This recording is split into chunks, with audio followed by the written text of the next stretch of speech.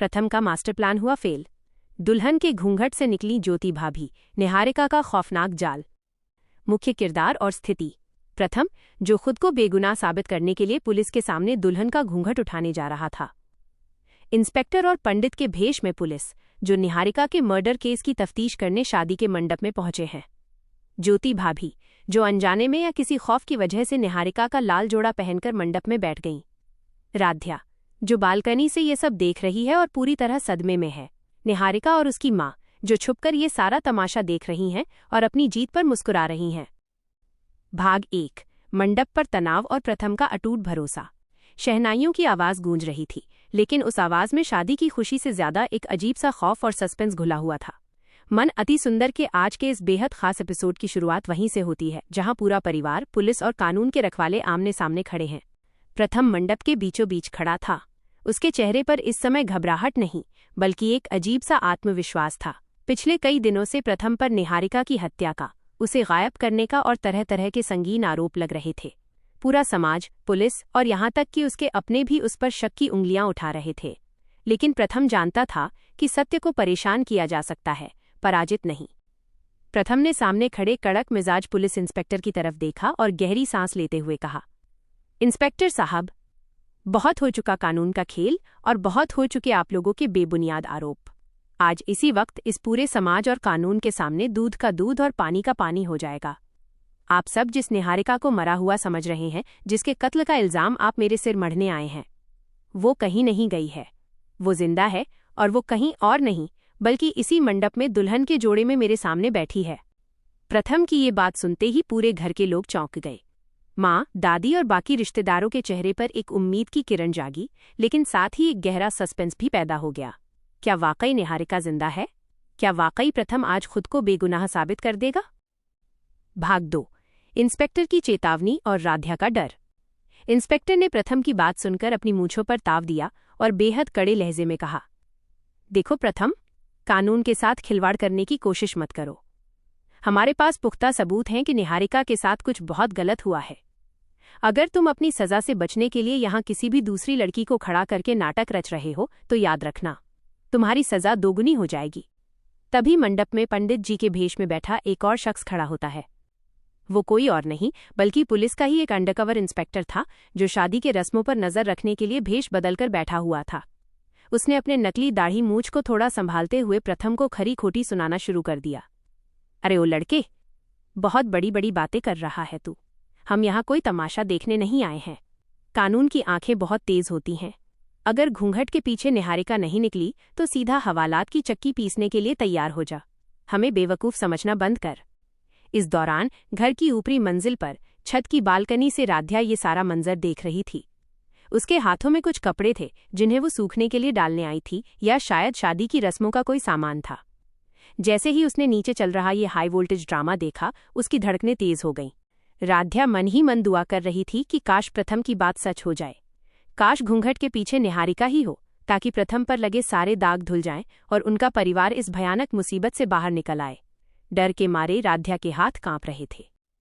भाग 3। घूंघट उठा और थम गईं सबकी सांसें। प्रथम ने इंस्पेक्टर की चेतावनियों को नजरअंदाज करते हुए मुस्कुराया।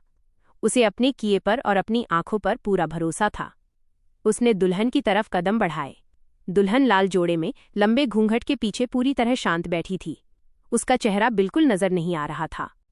प्रथम ने कहा, अब देखिए इंस्पेक्टर साहब, आपकी सारी गलतफहमियां दूर होने वाली हैं। यह रही आपकी तथाकथित मरी हुई निहारिका। ये कहते ही प्रथम ने एक झटके में दुल्हन का लंबा घूंघट उठा दिया। डिट्टो। सन्नाटा।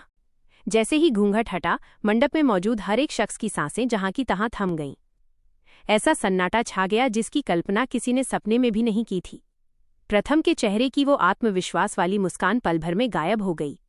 उसकी आंखें फटी की फटी रह गईं, चेहरे का पूरा रंग उड़ गया और पैर जैसे जमीन में धंस गए। क्योंकि उस घूंघट के पीछे निहारिका नहीं थी। वहां दुल्हन के लिबास में गहनों से लदी, बेहद डरी और घबराई हुई ज्योति भाभी खड़ी थीं। भाग 4।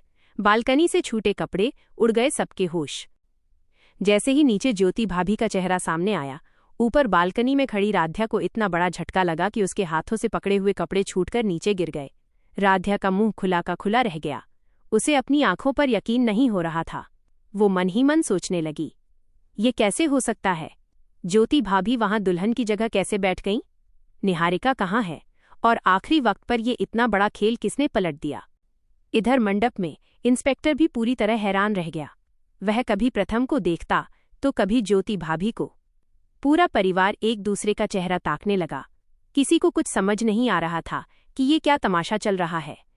प्रथम हकलाते हुए पीछे हटा और ज्योति भाभी की तरफ उंगली उठाकर चिल्लाया, भाभी, आप यहां इस जोड़े में? निहारिका कहाँ है? आपने ये क्यों किया भाभी? बोलिए। ज्योति भाभी खुद इतनी डरी हुई थी कि उनके मुंह से आवाज नहीं निकल रही थी। उनका पूरा शरीर कांप रहा था, आंखें आंसुओं से भरी थीं।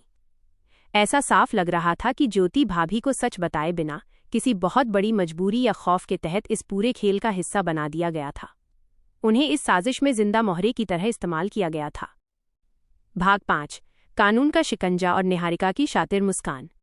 पंडित के भेष में आए उस दूसरे इंस्पेक्टर का गुस्सा अब 7वें आसमान पर था। उसने प्रथम को कॉलर से पकड़ने के अंदाज में आगे बढ़ते हुए कहा, बस प्रथम, बहुत हुआ तुम्हारा ये ड्रामा। तुम कानून का मजाक उड़ा रहे हो। पहले तुमने कहा कि निहारिका जिंदा है, फिर तुमने अपनी ही भाभी को दुल्हन बनाकर मंडप में बिठा दिया ताकि तुम पुलिस को गुमराह कर सको। ये एक संगीन जुर्म है, तुम बच नहीं सकते। प्रथम बेबस होकर चिल्लाता रहा कि उसे फंसाया गया है, लेकिन पुलिस उसकी एक सुनने को तैयार नहीं थी। अब मामला सुलझने के बजाय पहले से भी ज्यादा पेचीदा और भयानक हो चुका था। लेकिन इस पूरी कहानी का असली मास्टरमाइंड तो कहीं और था। मंडप से कुछ ही दूरी पर घर के एक सुनसान कोने में पेड़ों की ओट में खड़ी होकर निहारिका और उसकी माँ ये सारा तमाशा देख रही थी। निहारिका, जिसे सब मरा हुआ समझ रहे थे, वो पूरी तरह जिंदा और सलामत थी। उसके चेहरे पर एक बेहद शातिर और खौफनाक मुस्कान थी। उसकी माँ ने निहारिका के कंधे पर हाथ रखा और दोनों अंदर ही अंदर बेहद खुश हो रही थीं। उनका प्लान 100% कामयाब हो चुका था। उन्होंने प्रथम को ऐसे चक्रव्यूह में फंसा दिया था जहां से निकलना अब नामुमकिन था।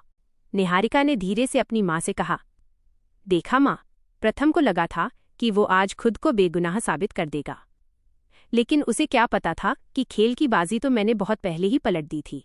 अब प्रथम को जेल जाने से दुनिया की कोई ताकत नहीं बचा सकती। सस्पेंस और आगे की कहानी। Next twist. क्या प्रथम पुलिस के सामने खुद को बेगुनाह साबित करने का कोई और तरीका ढूंढ पाएगा? ज्योति भाभी को किसने और किस मजबूरी के तहत दुल्हन की जगह बैठने पर मजबूर किया? क्या राध्या इस उलझी हुई गुत्थी को सुलझा पाएगी और निहारिका के इस जिंदा होने के राज से पर्दा उठा पाएगी? मन अति सुंदर का आने वाला हर एक एपिसोड अब बेहद रोमांचक होने वाला है, जहां नफरत, बदले और साजिश की यह जंग एक नया मोड़ लेगी।